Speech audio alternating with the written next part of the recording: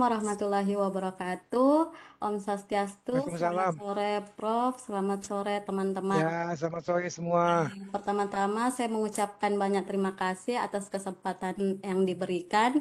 Nah, pada kesempatan ini kelompok kami akan membahas mengenai interpretasi hasil pemeriksaan sumsum tulang. Nah, di mana pada kelompok ini terdiri dari tiga orang. Yang pertama ada Palagan Senopati, kemudian ada Kak Ida Bagus Gede Rama Wisesa, dan saya sendiri Nurul Fajriani Makawaru.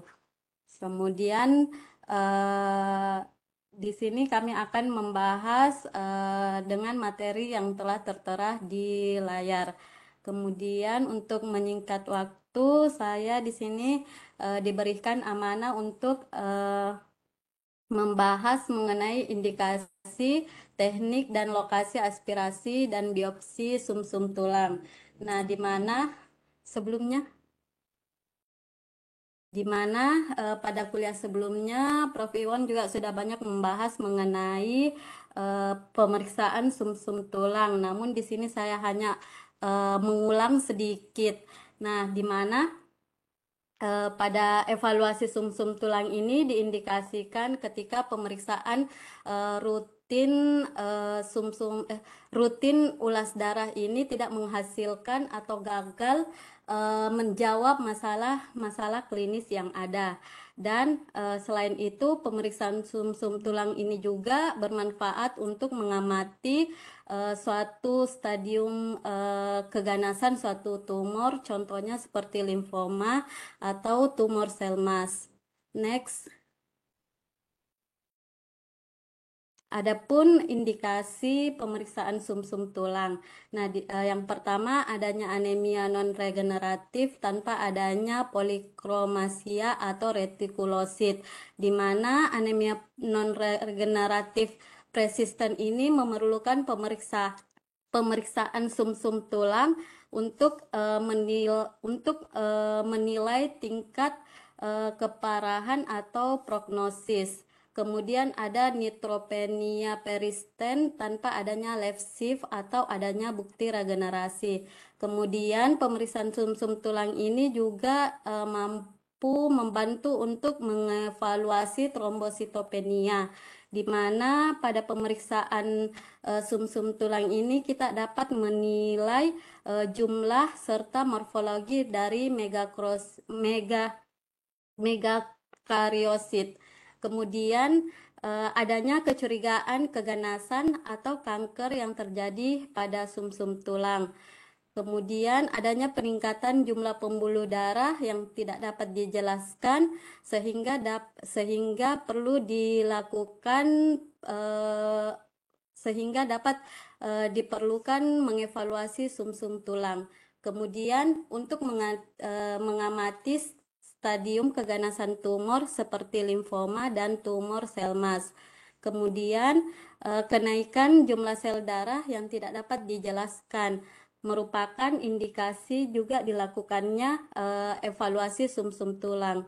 Kemudian ada hiperklemia yang terjadi tanpa etiologi yang jelas, tanpa disertai adanya massa pada anus ataupun tiroid. Kemudian ada limfoma vokal atau mieloma sel plasma yang memicu lisis tulang dan hanya diketahui melalui biopsi sumsum tulang. Next. Adapun kontraindikasi pemeriksaan sumsum tulang ini yaitu adanya hemofilia berat, koagulopati intravaskular berat, ataupun adanya kelainan-kelainan pembekuan darah lainnya. Next.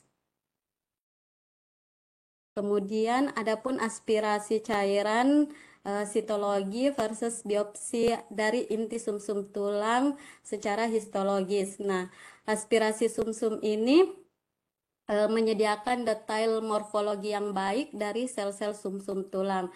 Nah, aspirasi sumsum ini relatif murah dan mudah dilakukan, cepat dan sesegera mungkin memberikan informasi diagnostik setelah beberapa menit dilakukan koleksi. Nah, pemeriksaan sitologi, pengamatan morfologi sel-sel tiap garis keturunan ini dapat terlihat sangat jelas, baik itu dari muda hingga tua. Kemudian ada biopsi dari inti sumsum tulang ini menyediakan informasi mirip dengan jenis sel, namun lebih pentingnya dapat mengevaluasi jaringan lemak dan jaringan ikat relatif dengan konten seluler. Next. Adapun indikasi biopsi sumsum tulang, yang pertama ketika aspirasi sumsum tulang berkali-kali gagal dilakukan. Kemudian sitologi sumsum tulang yang bersifat tidak diagnostik. Kemudian adanya abnormalitas yang bersifat vokal atau myelofibrosis, peradangan granulomatosa, multiple myeloma, nekrosis sumsum tulang, dan karsinoma metastasis. Kemudian adanya neoplasia metastasis.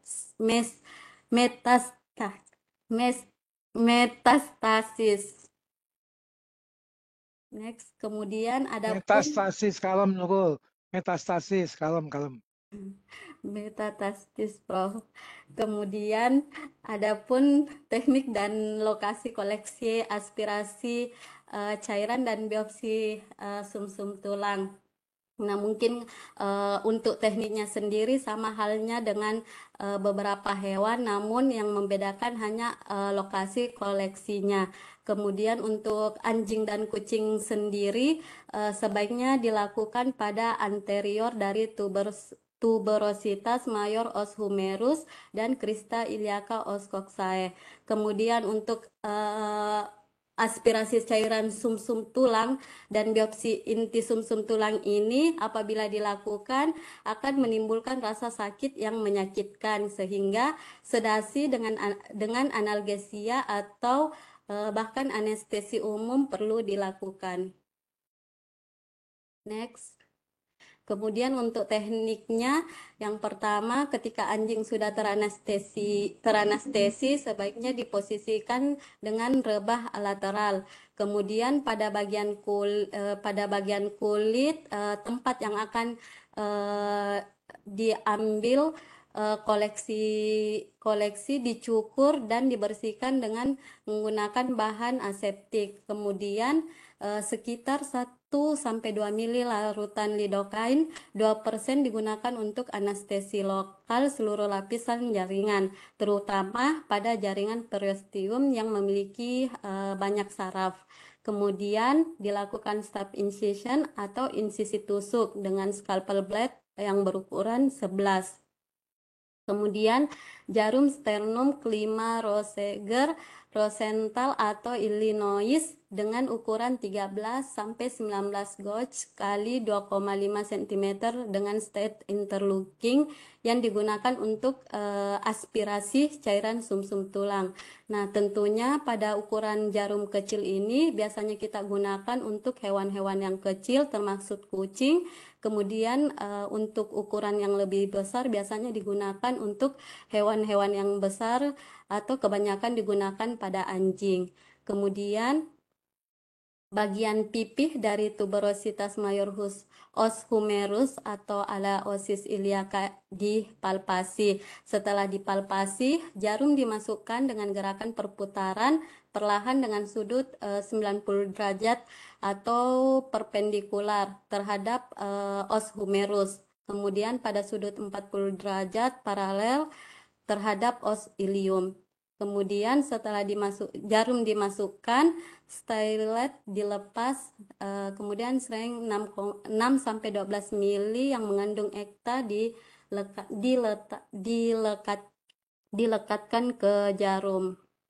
Kemudian sering dapat disiapkan menggunakan larutan antikoagulan ekta 5-10% dengan dibuat dengan cara mencampurkan salin steril 0,5 mili ke dalam tabung ETA 7 mili.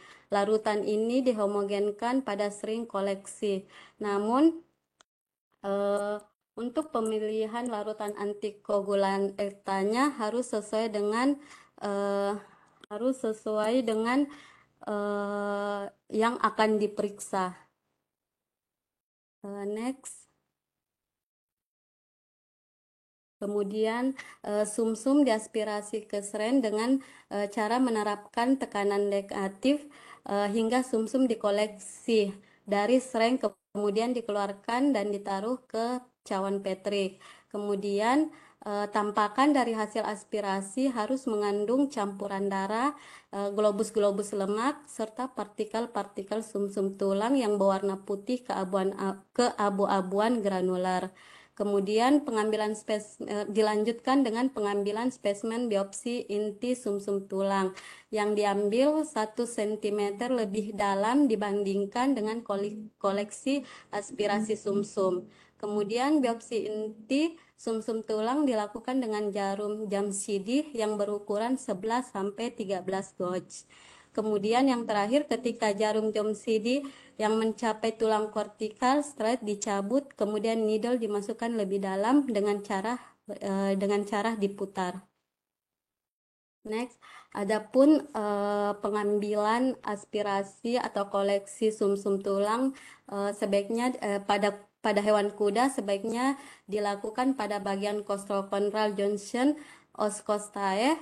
Namun pada anak kuda dapat juga dilakukan di ale osi iliaca. Kemudian untuk sapi khususnya sapi dewasa bisa dilakukan di sternum dan oscostae menggunakan jarum turkel trepin. Namun tidak disarankan untuk dilakukan di Cristia iliaca karena bentuk anatomi dari pelvis sapi tidak memungkinkan. Kemudian untuk hewan domba, sternum merupakan lokasi yang disarankan untuk melakukan koleksi sumsum tulang. Next. Kemudian ini beberapa gambar bagian-bagian os yang dapat dilakukan untuk koleksi sumsum tulang. Next. Next. Mungkin sekian dari saya, kurang lebihnya mohon dimaafkan. Selanjutnya akan dilanjutkan dari teman saya kepada Kak Rama. Saya persilahkan. Terima kasih Saudari Nurul. Selamat sore Prof. Iwan, selamat sore teman-teman. Sekarang saya lanjutkan sedikit. Nama saya Rama. Sore ya. Lanjutkan dengan metode apusan, pewarnaan dan sitologi di bagian 1 karena nanti ada bagian 2-nya oleh rekan saya. Untuk slide berikutnya. Jadi untuk metode apusan pada sumsum tulang ini tadi cara koleksinya sudah di depan, kemudian cara metode apusannya biasanya ada 2, preparasi apusan dengan tanpa antikoagulan atau wedge type smear dan preparasi dengan antikoagulan atau drop squash, particle squash. Nah ini ada gambarnya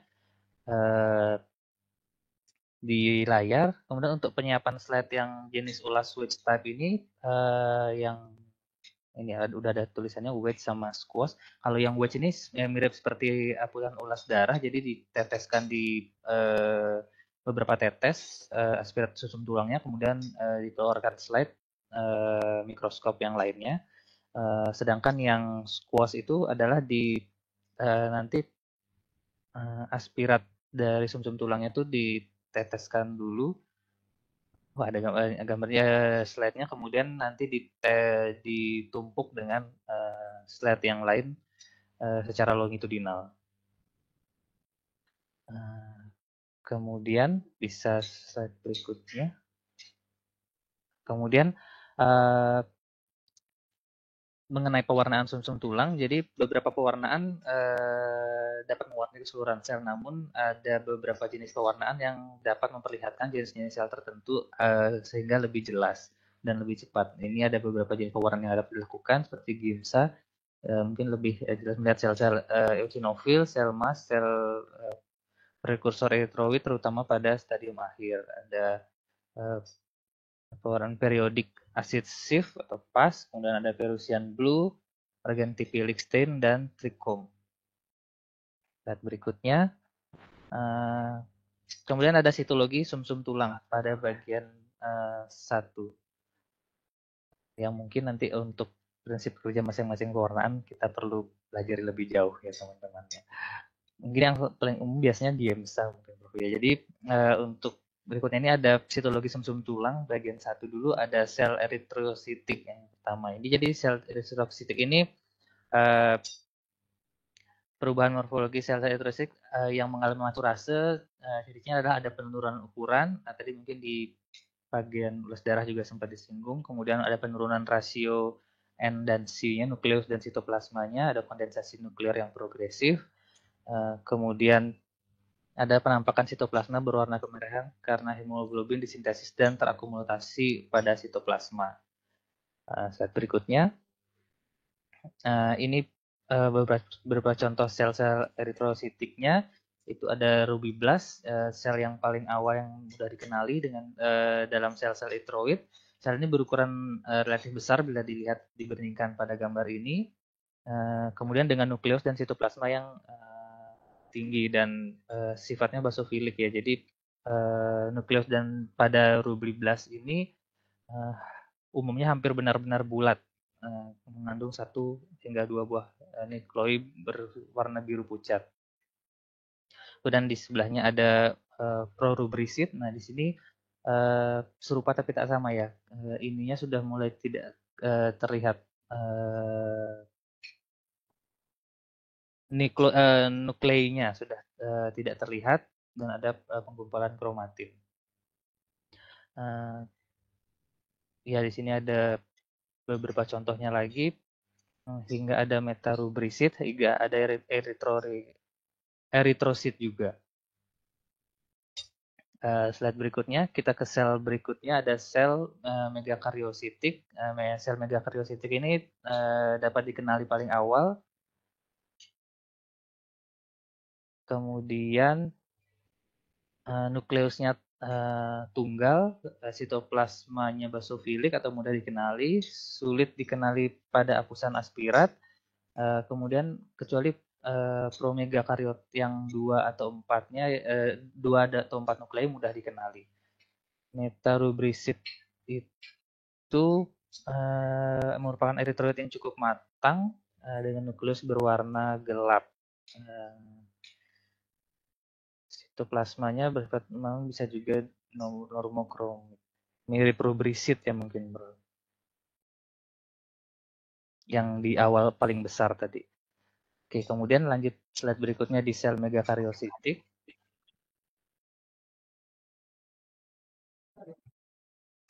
Di sini ada gambar sel yang kiri atas ini merupakan megakarioblast dengan nukleus tunggal, yang sel yang berada di bawah kiri. Nggak kelihatan pointer saya. Kemudian yang di bawah tengah promegakariostik dengan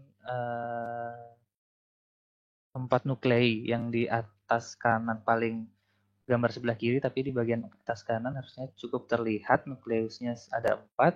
Kemudian megakariosit dengan 6 nuklei, transisi antara promegakariosit dengan megakariosit basofilik itu yang paling besar. Ya. Mata saya mungkin kurang, tapi saya kayaknya bisa membedakan 4 sama 2-nya. Kemudian yang gambar kanan atas itu ada promega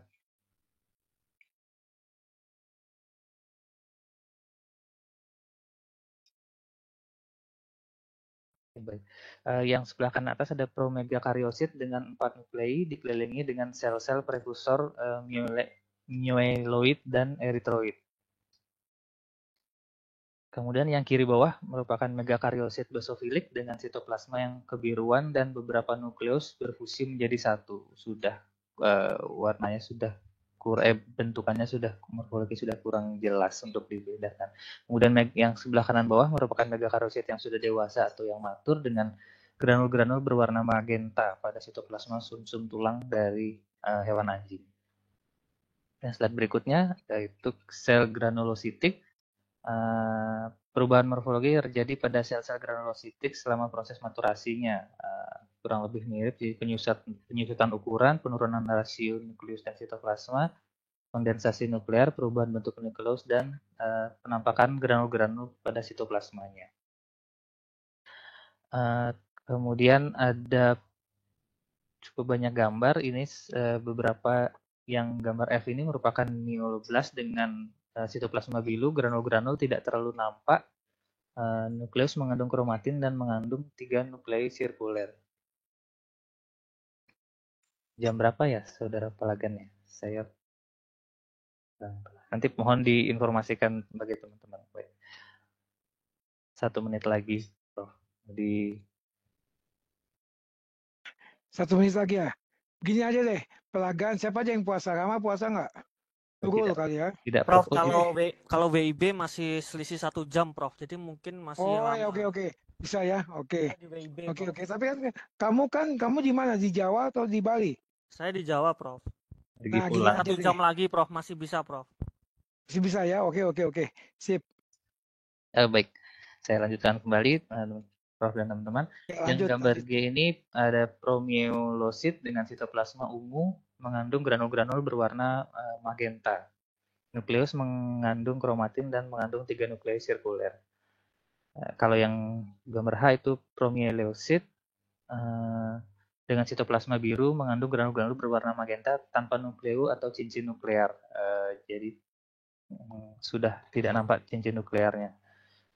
Kemudian slide berikutnya, saya langsung ke beberapa penampakan basophil band dengan sitoplasma biru cerah dengan granul berwarna ungu. Walaupun mungkin saya belum bisa membedakan warna biru cerah dan warna ungunya.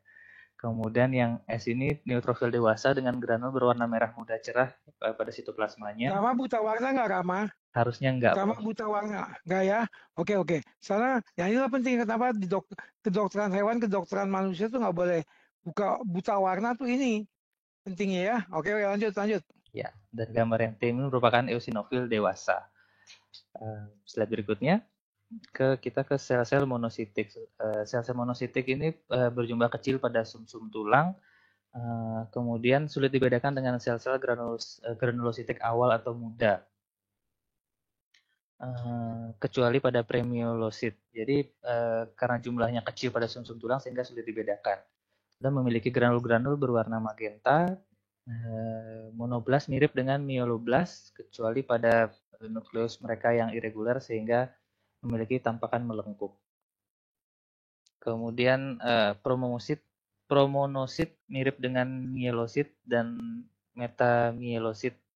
Kemudian monosit pada sumsum tulang identik dengan monosit yang bersirkulasi di peredaran darah.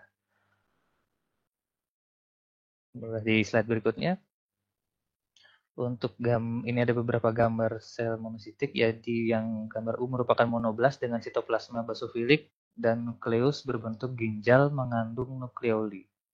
Cukup jelas sepertinya perbedaan morfologinya. Kemudian promonosit dengan nukleus melekuk-lekuk dan sitoplasma basofilik. Kemudian gambar yang W merupakan monosit dengan nukleus berlekuk. Dan X merupakan monosit yang bagian atas dan neutrophil band yang bagian bawah. Kemudian ada makrofag. Makrofag merupakan sel yang berukuran besar, sitoplasma yang melimpah, nuklei berbentuk bulat hingga oval berisi kromatin-kromatin. Sitoplasma makrofag bisa mengandung vakuola dan material terfagosit seperti debris-debris pignotik, seluler, dan hemosiderin. Hemosiderin makrofag nampak berbentuk abu-abu gelap hingga pada pewarnaan rutin. Kemudian slide berikutnya ada limfosit. Jadi limfopoiesis normalnya terjadi pada sumsum tulang, sehingga konsekuensinya jumlah dari limfositnya tentu akan jumlah kecil limfoblast pada prolimfosit akan terlihat. Namun mereka sulit untuk dibedakan dengan rubiblast dan prorubrisit. Limfosit sumsum tulang biasanya berukuran kecil dengan morfologi yang identik sama dengan yang terlihat di sirkulasi darah. ataupun limfosit reaktif juga kadang-kala terlihat. Oke, mungkin itu bagian dari saya. Kemudian selanjutnya akan dilanjutkan oleh rekan saya, Saudara Palagan. Senopati Suwoyo. Terima kasih. Baik, Saudara Rama, terima kasih atas presentasinya yang luar biasa. Selanjutnya akan dilanjutkan oleh saya yang membahas mengenai sitologi sumsum tulang bagian 2 serta nanti juga dibahas mengenai kelainan-kelainan pada sumsum tulang. Kemudian di sini ada sel plasma. Jadi dibandingkan limfosit, sel plasma ini berukuran lebih besar. Kemudian memiliki rasio nukleus dan sitoplasmanya lebih rendah serta memiliki sitoplasmik basofilik yang lebih melimpah. Kemudian keberadaan aparatus Golgi yang menonjol memberikan tampakan area perinuklear yang pucat atau disebut dengan zona Golgi pada sitoplasmanya. Jadi mereka biasanya memiliki nukleus dengan lokasi yang tak biasa, artinya dia nggak di tengah banget gitu loh, dengan kromatin. Kemudian ini akan saya anotasi atau saya beri gambar biar lebih jelas. Pulpennya mana nih?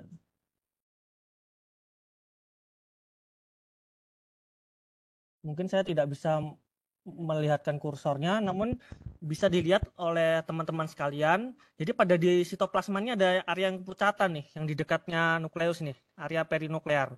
Mungkin bisa dilihat teman-teman. Jadi area yang kepucatan ini merupakan disebut dengan zona Golgi. Kemudian selanjutnya ada osteoklas. Jadi osteoklas ini adalah sel raksasa multinukleus yang memfagosit tulang. Jadi osteoklas ini seringkali dibingungkan dengan megakariosit. Akan tetapi nukleus yang ada di osteoklas secara jelas membedakan keduanya. Jadi sitoplasmanya berwarna biru dan biasanya mengandung granula berwarna magenta. Jadi granula-granula ini terkait dengan digesti tulang. Osteoklas jarang sekali terlihat pada aspirasi sumsum tulang hewan dewasa. Namun mereka ada kelainan, kalau ditemukan pada hewan dewasa berarti ada kelainan lisis tulang seperti hiperkalemia pada kasus kanker. Jadi osteoklas ini secara konsisten ditemukan pada hewan muda saja, karena pada hewan muda terjadi remodeling tulang secara aktif. Kemudian selanjutnya ada osteoblas. Jadi osteoblas ini merupakan sel yang relatif berukuran besar dengan nukleus yang lokasinya tidak biasa. Kemudian sitoplasmanya basofilik. Kemudian di osteoblas ini juga memiliki area yang berwarna kepucatan zona Golgi seperti pada sel plasma. Jadi dapat dilihat pada teman-teman tuh sitoplasmanya ada yang bagian yang lebih pucat dibanding yang lainnya. Jadi ada yang gelap, ada yang pucat tuh. Nah, yang pucat itu yang disebut dengan zona Golgi. Jadi secara superficial osteoblas itu nampak mirip dengan sel plasma. Namun ukurannya lebih besar dari sel plasma. Kemudian kromatin nuklearnya juga lebih sedikit. Kemudian nuklei dari osteoblas juga berbentuk bulat hingga oval. Kemudian selanjutnya ada mitosis. Jadi sumsum tulang ini sangatlah aktif memproduksi sel darah baru tiap saat. Jadi mitosis sendiri adalah bagian dari siklus sel atau pembelahan sel. Jadi konsekuensinya sel-sel dari mitosis ini secara normal ditemukan pada sumsum tulang. Namun yang perlu diperhatikan adalah jumlahnya. Jadi ketika kita menilai selularitas dari sumsum tulang, mitosis ini normalnya berjumlah kurang dari 2% relatif terhadap jumlah keseluruhan dari sel-sel sumsum tulang. Jadi tampakan dari sel-sel mitosis ini hiperkromatik dan sangat terkondensasi. Tampakan selnya seperti tahap-tahap mitosis yang sudah kita ketahui. Jadi ada interfase, profase, prometafase, kemudian ada anafase dan telofase. Dan nanti nampaknya gambar yang kanan ini adalah mitosis tahap anafase. Jadi kayak udah membelah jadi dua gitu inti selnya gitu. Kemudian tampakannya sangat hiperkromatik dan sangat gelap dibanding sel-sel yang lain. Kemudian selanjutnya adalah karena sudah membahas mengenai normalnya, kita akan membahas mengenai yang tidak normalnya, yaitu sitopatologi, kelainan-kelainan seluler pada sumsum tulang. Jadi sebelum memasuki pembahasan lebih lanjut, jadi ada istilah itu rasio M/E. Jadi jumlah relatif dari sel-sel mieloid atau seluruh sel granulositik dan monositik dibandingkan dengan sel-sel prekursor eritroid pada sumsum tulang. Jadi ini perbandingan rasio ME ini sangat penting dalam diagnosis dari kelainan dari sumsum tulang. Jadi dalam menentukan diagnosis juga diperlukan bantuan data lainnya seperti hasil pemeriksaan hematologi, dan bahkan mungkin bantuan diagnosis pencitraan. Kecuali untuk histopatologi mungkin lain ceritanya, karena biopsi kita bisa menilai selularitas, sedangkan pada sitologi yang dijelaskan oleh Kak Nurul tadi, jadi dia tidak bisa menilai selularitas. Kemudian selanjutnya, jadi sitopatologi ada pada sumsum tulang ini ada kelainan sel eritroid, kelainan sel granulositik, kelainan megakariosit, kelainan sel mononuklear, kemudian ada neoplasma hematopoietik dan neoplasma non hematopoietik. Yang pertama adalah kelainan sel eritroid. Yang pertama itu disebut dengan dyserythropoiesis. Jadi istilah dari dyserythropoiesis ini digunakan untuk berbagai kelainan maturasi eritrosit serta morfologinya yang diakibatkan oleh proses eritropoiesis yang tidak efektif atau ada gangguan tuh. Kemudian abnormalitas dari eritroid ini dapat muncul adalah sel-sel megaloblastik. Jadi ukurannya lebih besar dari normalnya. Kemudian ada bentuk nukleus yang abnormal, entah itu nukleusnya nambah atau bentuknya agak aneh. Kemudian ada nukleus yang mengalami piknosis prematur, kemudian terjadi fragmentasi dan sel-sel dengan henti maturasi. Jadi pada gambar atas itu adalah megaloblastik eritroid pada kucing yang mengalami eritroleukemia. A sampai C itu pada kasus eritroleukemia, sedangkan pada gambar D itu adalah pada kucing dengan feline leukemia virus yang terinfeksi FALV. Kemudian pada gambar bawah itu adalah metarubisit. Tapi bisa teman-teman lihat metarubisitnya agak aneh nih. Inti selnya tuh lihat, inti selnya tuh tidak seperti metarubisit pada umumnya. Jadi ada intinya ganda, ada 2 pada gambar L. Jadi ini pada kasus anjing setelah diterapi kemoterapi. Jadi kemoterapi ternyata mengakibatkan perubahan morfologi sel-sel pada sumsum tulang. Kemudian selanjutnya ada kelainan sel granulositik, yaitu ada hiperplasia granulositik. Jadi hiperplasia granulositik ini dilaporkan ketika selularitas dari sumsum tulang ini normal atau meningkat.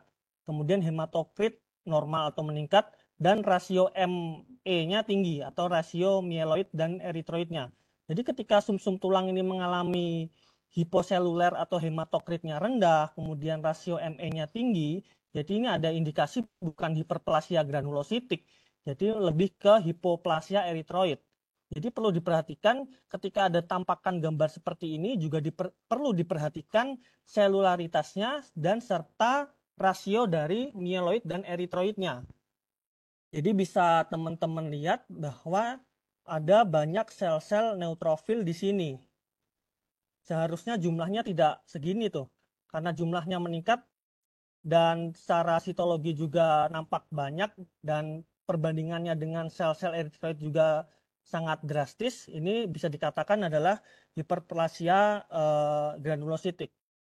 Kemudian selanjutnya ada dysgranulopoiesis, jadi mirip dengan dyserythropoiesis, ini sama tapi kasusnya adalah pada sel-sel granulosit. Jadi ada kelainan berkenaan dengan maturase granulosit dan adanya abnormalitas dari morfologi sel-sel granulosit. Jadi yang ada contoh di sini adalah kelainan pada neutrophil band. Jadi di sini kelainan dari neutrophil band-nya itu ukurannya lebih besar dari normal, yang seharusnya ukurannya nampaknya tidak terlalu berbeda dengan neutrophil yang sudah segmented. Jadi dapat dilihat teman-teman yang neutrophil band yang bentuknya seperti intinya seperti tapal kuda atau huruf C itu adalah neutrophil band-nya, bisa dilihat bahwa ukurannya besar-besar dibanding yang lain. Jadi ketika terjadi kelainan morfologi seperti ini bisa dikatakan adalah dysgranulopoiesis, terdapat gangguan pada proses granulopoiesis.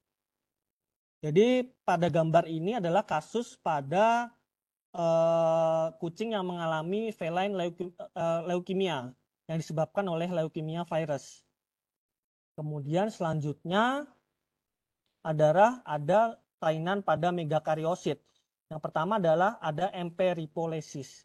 Jadi emperipolesis megakariosit ini adanya pergerakan sel darah neutrofil, baik neutrofil, eritrosit dan limfosit ke dalam megakariosit. Jadi teman-teman bisa lihat di sitoplasmanya agak samar-samar, di situ ada sel-sel neutrofil tuh. Jadi ada pergerakan menuju di dalam megakariosit. Jadi ini disebut emperipolesis. Jadi mekanisme dan signifikansi ini perlu diteliti lebih lanjut.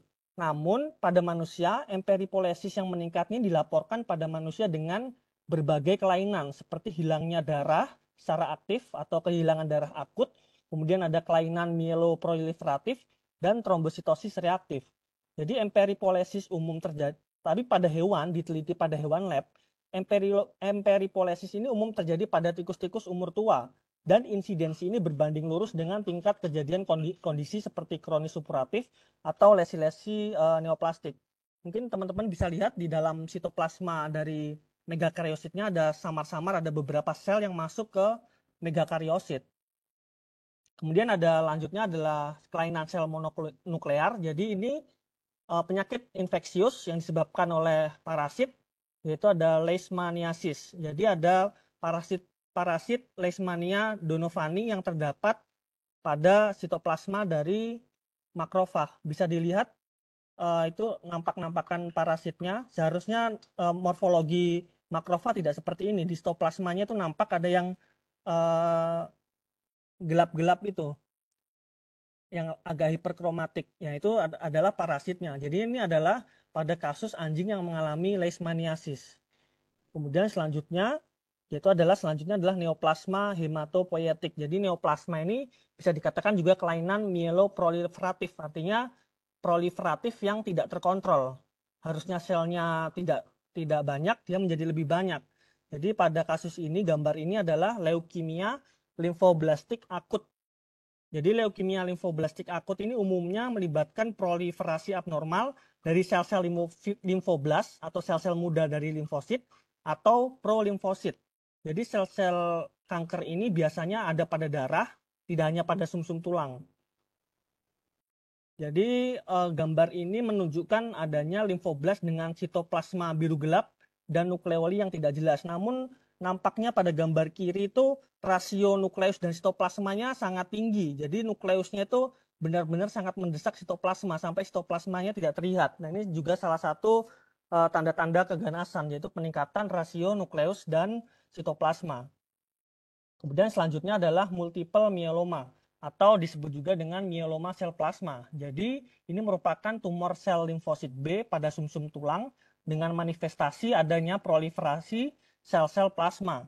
Jadi terjadi peningkatan jumlah sel plasma pada sumsum tulang, biasanya teridentifikasi pada hewan dengan multiple myeloma. Jadi morfologi dari sel-sel neoplastik ini bervariasi. Jadi ada sel plasma yang normal dan juga ada sel-sel plasma yang mengalami perubahan morfologi. Entah selnya besar, kemudian bentuknya tidak bulat, atau disebut juga pleomorfik, kemudian sitoplasmanya berlimpah, dan terjadi adanya peningkatan indeks mitosis. Kemudian selanjutnya ada neoplasma non-hematopoietik. Jadi neoplasma berikut ini memang bukan berasal asli dari organ-organ pembentuk darah atau hematopoietik, namun dia muncul di jaringan lain, kemudian bermetastasis atau melakukan perjalanan ke sumsum tulang. Jadi metastasis ke sumsum tulang itu sangatlah umum, namun jarang sekali terdiagnosis. Jadi ini ada garis bawah. Jadi jarang sekali terdiagnosis karenanya metastasis dari kanker yang bukan berasal dari hematopoietik ini umumnya bersifat multifokal. Jadi sebarannya tidak merata. Jadi ketika dilakukan aspirasi cairan atau biopsi, seringkali dia nggak ketarik gitu si sel-sel tumornya karena distribusinya tidak merata. Oleh sebab itu, untuk neoplasma non-hematopoietik ini disarankan biopsinya juga dibantu dengan diagnosis pencitraan. Jadi kita melokalisir letak metastasisnya itu di mana sehingga kita nusukin jarumnya itu sesuai dengan bantuan dengan diagnosis pencitraan. Lokasinya biar tepat karena distribusi dari sel-sel tumornya bersifat tidak menyeluruh karena yang ditakutkan adalah tidak terambil. Kemudian yang diambil pada kasus ini adalah ada tumor sel mas. Jadi sel mas ini berbentuk bulat dengan nuklei juga bulat. Jadi umumnya mereka juga memiliki granul-granul berwarna keunguan dalam jumlah besar. Jadi mungkin teman-teman bisa lihat granul-granulnya tuh kayak bintik-bintik TV yang burak gitu, tapi warnanya ungu. Bintik-bintik yang sangat banyak granul-granulnya. Namun seringkali granul-granul ini tidak terwarnai oleh pewarnaan biasa seperti gimsa. Kemudian prekursor sel mas ini diproduksi di sumsum tulang, namun jarang sekali berkembang sel mas dewasa di sumsum tulang. Oleh sebab itu, jika ditemukan sel mas yang dewasa di sumsum tulang, bisa dicurigai terjadi tumor sel mas atau metastasis tumor sel mas, karena tidak seharusnya tumor sel mas dewasa itu berada di dalam sumsum tulang, karena dia umumnya bermigrasi ke jaringan-jaringan dan bermaturasi di sana seperti kulit, limpa, dan situs-situs perifer lainnya.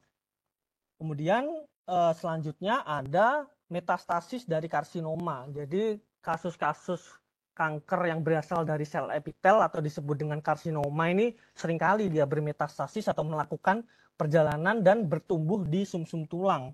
Namun seperti yang saya jelaskan sebelumnya, dia jarang sekali terdiagnosis, jarang sekali terdeteksi karena distribusinya sangatlah tidak merata. Jadi seringkali pada saat dilakukan biopsi ataupun aspirasi seringkali tidak terambil.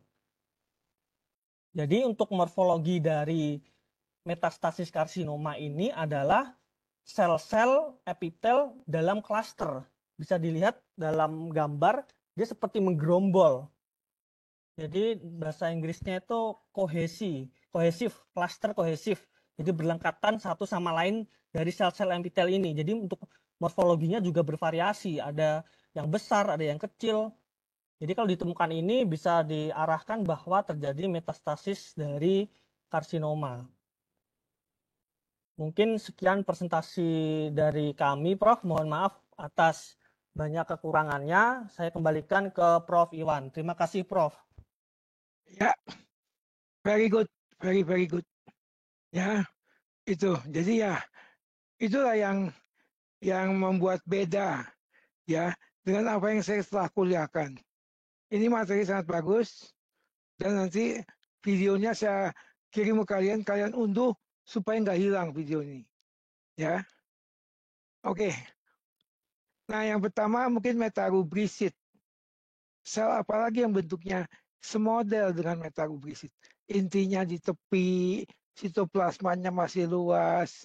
Ada yang tahu nggak? Memang mirip limfosit ya, tapi ini intinya tepi. Ada yang tahu? Mungkin silakan atau Rama atau Gracia atau Nurul atau Santi. Ada yang tahu nggak sel apa? Ini penting loh. Banyak kasus-kasus terkait dengan sel ini. Sel apa? Sel plasma. Itu mirip. Nanti kamu cek ya di Google ya, sel plasma. Itu mirip dan pada hewan terutama pada feline stomatitis, canine stomatitis itu banyak berkaitan dengan tumor sel plasma. Anda bisa lihat secara sitologi nanti. Kalau Anda praktek, Anda punya mikroskop, ya itu, ya. Nah, juga ada lagi, saya udah kasih apa di chat, saya udah kasih ini cara-caranya untuk upload ke YouTube ya. Oke. Nah, ada lagi neutrophil band yang tadi ditunjukkan sama si siapa tuh, si Rama atau si Pelagan tuh, yang intinya pucat. Ini kira-kira arahnya kemana nih? Sebelumnya, nah itu apa neutrophil band? Sebelum lagi ada sebelumnya neutrophil. Nah itu, ini kan intinya pucat-pucat nih, ya. Nah itu intinya pucat-pucat. Coba lihat. Itu arahnya kemana tuh? Arahnya kemana? Coba perhatikan.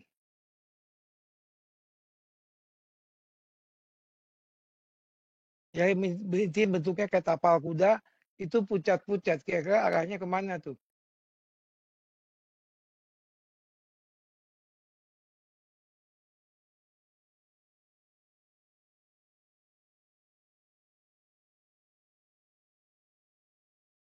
Ada yang paham? Intinya pucat, besar-besar. Itu arahnya ke sel apa? Tadi si Pelagan bahas, apa si Rama kali? Pelagan yang bahas nih. Siapa tuh kan? Arahnya ke sel mana kan?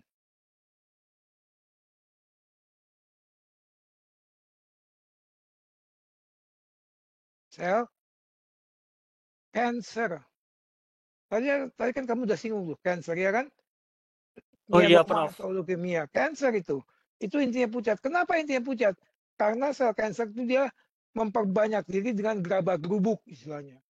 Cepat-cepat dia perbanyak diri supaya dia punya massa yang besar untuk menyerang sel tubuh.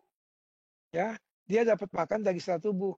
Makanya pengobatan cancer itu kamu nggak boleh makan yang manis-manis, nggak boleh makan yang daging-daging. Itu kok nggak sel cancernya makin angot. Harus makan yang pahit-pahit. Apa aja itu pahit? Pare. Apalagi minum jus pare. Itu pahitnya serasa bagaimana tuh. Ya, oke. Ada juga tadi leishmania. Ya, leishmania tuh, nah ini bentuk apa nih, Gan? Yang ada di sini. Bentuknya bentuk-bentukan ada mastigot, ada apa lagi tuh banyak loh. Bentuk apa yang ada di itu? Ada bentuk apa? Tropomastigot, ada epimastigot, ya kan? Ada kan di leishmania tuh? Iya, Prof. Ada Pernah kayak dapat kuliah kan di PPDH, parasit ya. Bentuk apanya yang ada? Coba perhatikan.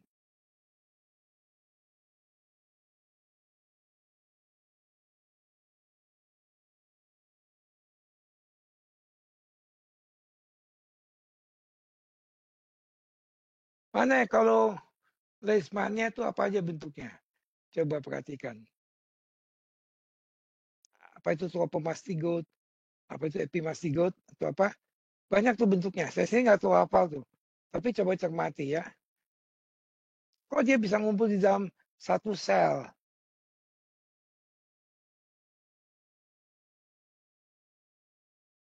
Di dalam satu sel. Dia apa? Apakah dia di fagositosis? Atau memang dia nempel di permukaan sel? Ini karena cuma 2 dimensi, kita nggak bisa lihat. Ya, karena cuma 2 dimensi. Tapi itu perlu menjadi pemikiran. Nah, dari itu terakhir begitu. Ada sel-sel yang intinya gelap. Apa tadi itu? Mieloma. Terus. Nah, multiple myeloma. Yang gelap itu apa ya? Myeloma. Apa tuh? Ada yang tahu? Rama mungkin? Nurul? Gracia? Santi? Apa tuh yang gelap? Myeloma. Namanya myeloma berarti aslinya dari sumsum tulang. Kira-kira apa yang dideposisi di intinya? Yang gelap-gelap tuh.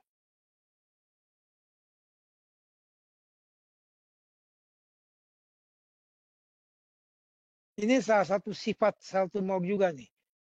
Serakah dia. Sifat sel tumor itu serakah. Apa yang deposisi? Zat apa? Ada yang tahu? Rama? besi, Prof. Besi, iya. Namanya sumsum tulang pasti kaitannya dengan besi. Karena dia tempat deposisi besi. Makanya saya bilang, sel tumor ini serakah. Padahal itu besi belum tentu juga berguna buat dia. Tapi diambil dulu aja siapa tahu berguna. Atau bisa dijual sama dia. Ya kan? Ya. Oke, nah itu masukan dari saya aja. Anyway, sudah sangat baik presentasinya. Nah mungkin karena ini sudah jam berapa nih?